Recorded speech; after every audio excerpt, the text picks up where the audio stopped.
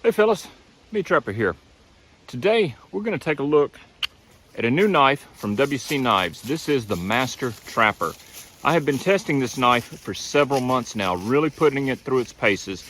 And I'm telling you, if you're looking for a pelting knife, if you're looking for a trapping knife, or if you're looking for a small game knife that can also do woods tasks when you're camped out like I am, you need to give this knife some serious consideration. So let's take a closer look at it and I'll tell you what I think.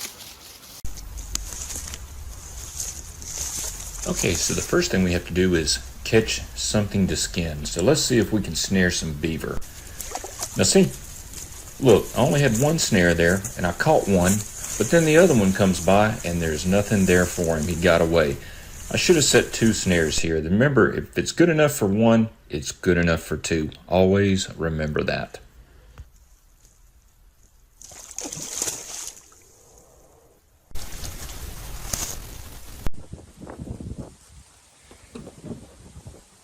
All right, let's see if the Master Trapper lives up to its name. I've got a beaver here. This is a fairly small one, but you know, a small one is better than nothing. But this is a great looking blade. Feels great in the hand. So let's see what it does. First thing we're going to do is we're going to start on the rough cartilage and gristle around the tail here. There you go. Awesome. I'm going to use that tooth right there.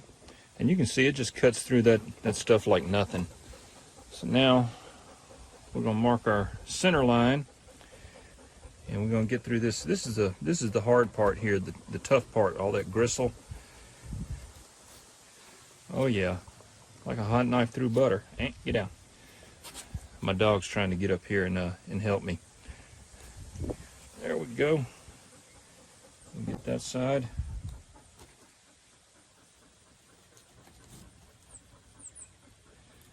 Right up there. And now we'll run our center line through here. Oh yeah. I really like the way that fits. See how your thumb fits right there? Right there in your hand. Very comfortable grip. It's very, very controllable. It's right there in your hand. There's no excess handle sticking out the back or anything like that. There we go. Oh yeah, look at that. We'll take this all the way up to the chin here.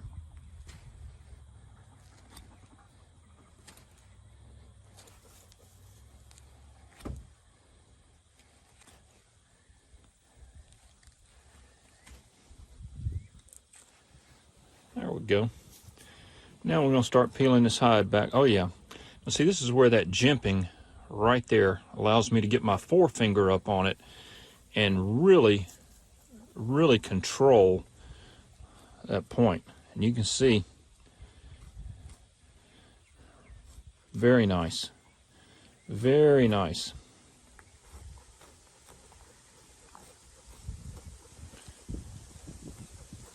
There we go.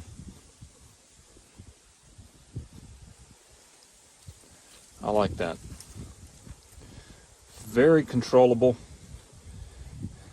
Not too big, and not too little.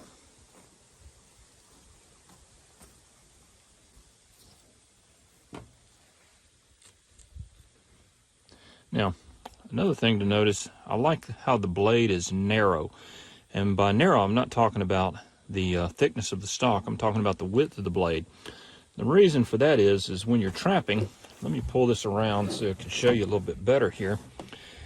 One of the tasks that a trapper has to do is to ring legs. And if you have a really wide blade, that's not possible. But you can see how that will fit in there, and it will allow me to simply and very easily ring those legs. The reason why that's important is because once I get to where I'm skinning that leg out, right there, you can see that was the leg hole. That allows me to go right along like that. Now, If you're a, deer hunter or whatever, you may not need to do that when you're field dressing a deer, but a trapper is going to need that narrow blade. That's important. You see how I've exposed that arm, and there is that front leg hole. And when I put this pelt on a board, I would sew that up and keep that pelt intact. And we'll do the other side here. But I really like that jimping, especially when your hands get muddy, bloody, slippery, get fat. Like if I was doing a coon, got a lot of fat on there. That jimping really helps.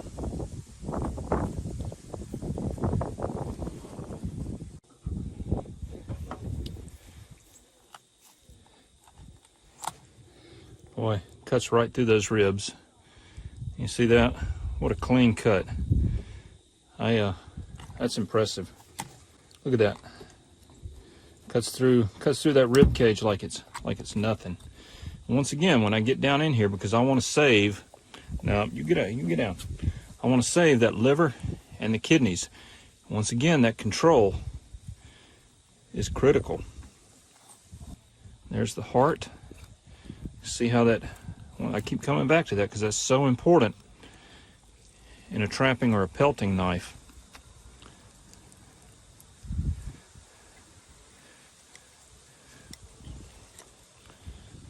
And there is the heart.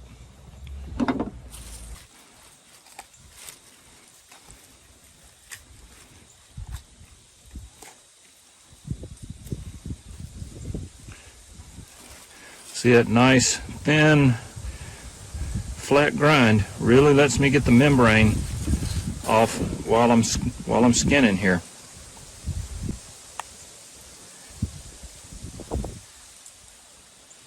There we go. All right, let's take this liver out. There we go. Nice, clean liver. Look at that. Very healthy. Incredibly healthy.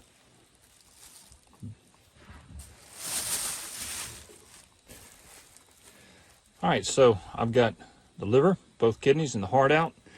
I've got both hindquarters off. So now let's look at doing some actual pelting. Let's get up around the head here and let's see how that goes.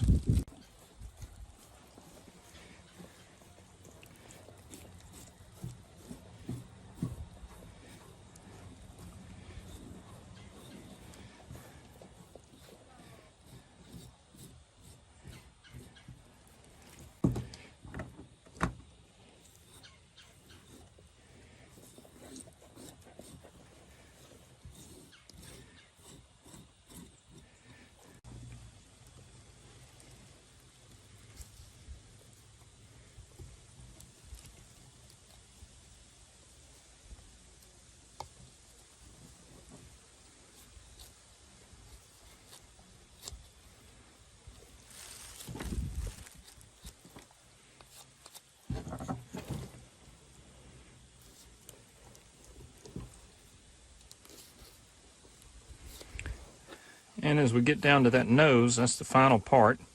And you can see we're cutting, hitting directly on that bone. That's where a good blade, good heat treatment, good design really come into play.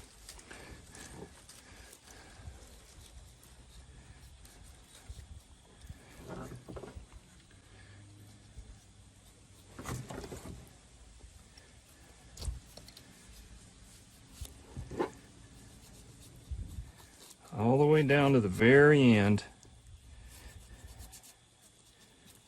Getting close.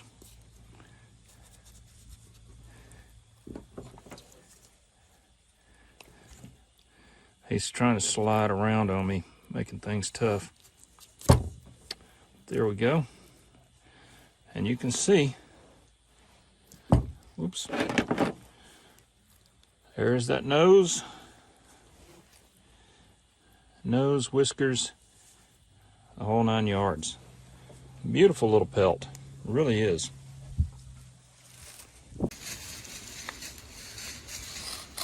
Now this knife is not only just a trapping or a pelting or a skinning knife, you know, for good for taxidermy type work.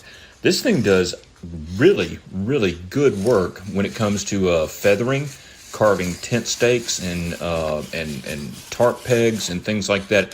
So you can take this thing right out in the woods, and if you need a feather stick to light a fire, or if you need to make a peg or something like that, this is going to go through it like a hot knife through butter. You can see this thing slices like a dream.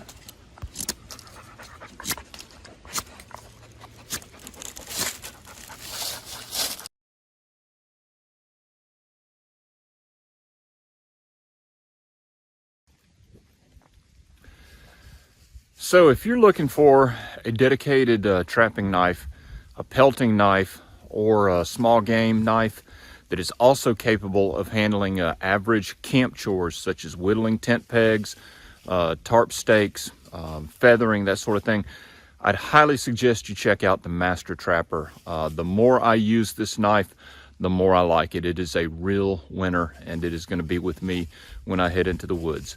So anyway, I hope this was useful. Thanks for watching, and we will see you next time.